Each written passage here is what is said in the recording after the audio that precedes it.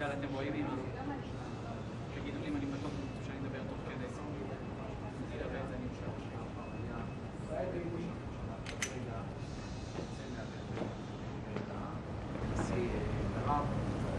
נתניהו כאן.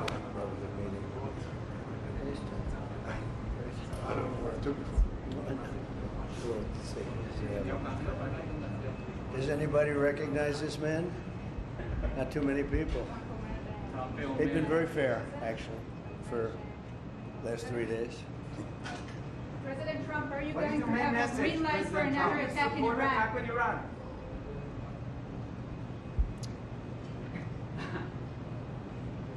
Okay. Mr. Go ahead. Mr. President, how quickly should you folks move to phase 2 of the peace plan for Gaza? As quickly as we can, but there has to be a disarmament. You know that we have to disarm with Hamas. So one of the things we'll talk about certainly, but there has to be a disarming of Hamas. Otherwise, very quickly. Yeah. Can you say anything more about the explosion in Venezuela that you mentioned in a radio interview? Did the military do that? Can you share any more details about Well, it doesn't matter, but there was a major explosion in the dock area where they load the boats up with drugs.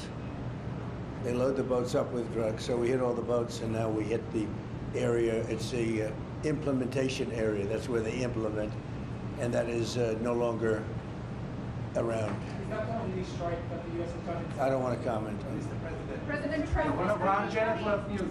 yesterday there was an explosion overnight, and the Russians say that Ukraine tried to hit the residence of President Putin.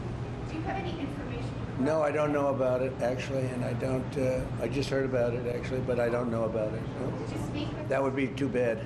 That would not be good. What was the outcome of your telephone call with President Putin this I had a morning? very good talk this morning. I waited till this morning because it was pretty late by the time we finished, like 2:30 in Russia, 2:30 in the morning, and we had a very good talk.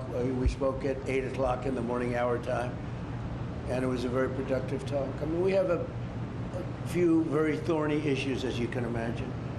He knows about thorny issues probably better than anybody in the world, but it's working out. We have a couple of issues that we're going to get resolved, hopefully, and if we get them resolved, you're going to have peace. You're going to have Ukraine. They're losing 26,000 soldiers a month. Can you believe it? A month, 26,000 young, beautiful soldiers, and plus some people in Kiev, and relatively small, but a lot, you know, still people, and it's a lot of people. But 26,000 soldiers were killed last month. Yes, please. President Trump, are you going to allow Turkish forces, or do you expect Turkish forces to be stationed in Gaza? So I have a great relationship with President Erdogan, and we'll be talking about it. And if it's good, I think that's good. And a lot will be having to do with Bibi. We're going to be talking about that. But Turkey's been great, and he's been, you know, excellent as far as I'm concerned. I don't know about you. To me, he's been very good. Can you guarantee that? Sure. Yes. Can you tell me a little bit about your relationship with Prime Minister Netanyahu and how important it is for you to see him be pardoned by the Israeli president? Look, he's a wartime prime minister. He's done a phenomenal job. He's taken Israel through a very dangerous period of trauma. Israel, with other people, might not exist right now, if you want to know the truth. That's a pretty big statement, but it's true. I feel that. You had the wrong prime minister. Israel right now would not exist because they were met with a force, the likes of which very few countries could have handled. And we worked together, and we were extremely victorious, to put it mildly. Now I hear that Iran is trying to build up again, and if they are, we're going to have to knock them down. We'll knock them down. We'll knock the hell out of them, but hopefully that's not happening. I heard Iran wants to make a deal. If they want to make a deal, that's much smarter. You know, they could have made a deal the last time before we went through, you know, a big attack on them, and they decided not to make the deal. They wish they made that deal. So I think, again, they should make a deal. They want to make a deal, but sometimes that doesn't happen. Yeah, please. Mr. Trump, hi, Nadav Elimelech, 24 News Israel. Would you support the overthrow of the Iranian regime? Of who? Iranian regime. I'm not going to talk about overthrow of a regime. They've got a lot of problems that are in. They have tremendous inflation.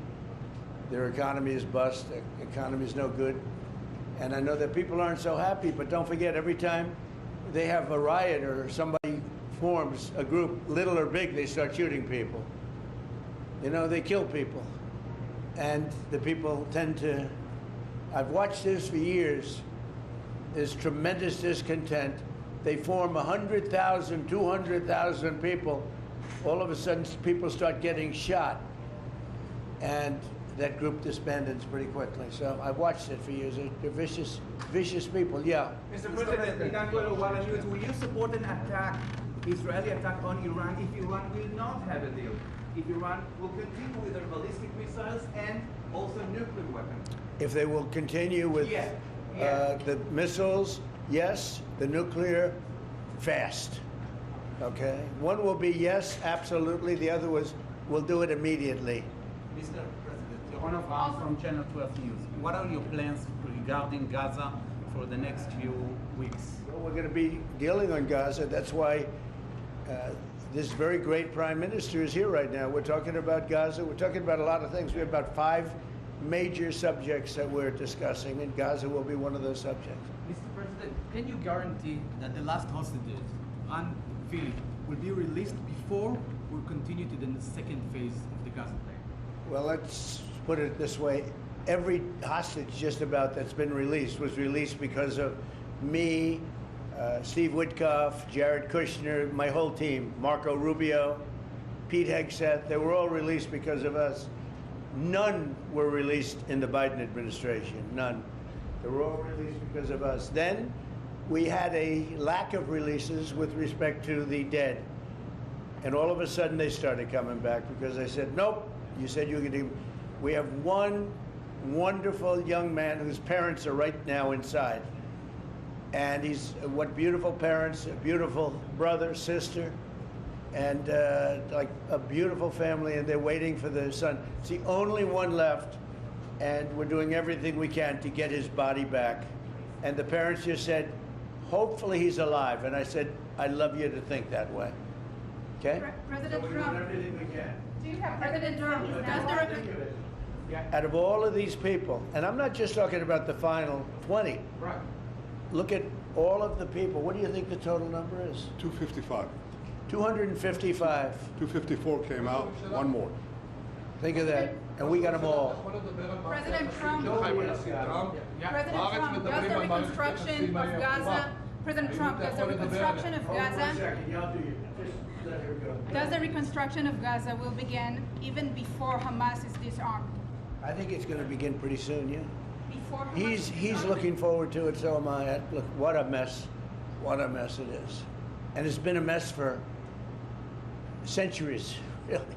It's been a mess for a long time. It's seems to be born for that, but we're gonna straighten it out. No, we're already starting certain things. We're doing things for sanitary conditions and others. But Gaza's a tough place. You know the expression, it's a tough neighborhood. It's truly a tough neighborhood. Yeah, you had a question in the back? Go ahead. Yeah, please, go ahead. I'll ask about the relationship between you and the Prime Minister. What about it? They said that there is no good relationship between you. I don't think it can be better. We just won a big war together. You know, if we didn't beat Iran, you wouldn't have had peace in the Middle East because nobody would have been able, the Arab countries who have been fantastic would not have been able to make a deal. If we didn't wipe out their nuclear, we wiped it out. If we didn't wipe out with our beautiful B-2 bombers, if we didn't, and we sent a lot of Tomahawks in there also, by the way, from a submarine. And what about the pardon that the President of Israel needs to give the Prime Minister? A pardon? A pardon. Oh, I think he will. How do you not? He's a wartime prime minister who's a hero. How do you not give a pardon? You know, I think it's a very hard thing not to do it. I spoke to the president, and it's on. I mean, he tells me it's on its way. Mr. President. Can't do better than that, right? Please. Mr. President, can I follow up on Venezuela? Was the facility taken out by the U.S. military, or was it another entity like the CIA? Well, I don't want to say that. I know exactly who it was, but I don't want to say who it was. but you know it was along the shore. Mr. President, have you or anyone in your administration talked to Maduro in recent days? Well, I spoke to him Recently? pretty recently, but nothing much comes of it. Yeah. Mr. President, can you explain the importance? You have to understand what he's done. They've sent billions of dollars of drugs in, but maybe just as bad, they've sent hundreds of thousands of people in from jails, from prisons, from mental institutions and insane asylums. The drug lords, the drug dealers were all sent into our country. But think of it, what he's done. Tren de Aragua, probably the worst gang. They cut off people's fingers. One man made a phone call to complain about them. He cut off their hand. They cut off his hand. Don't ever make a phone call again. We'll cut off your other hand. After that, we'll kill you, they said. That was in Colorado.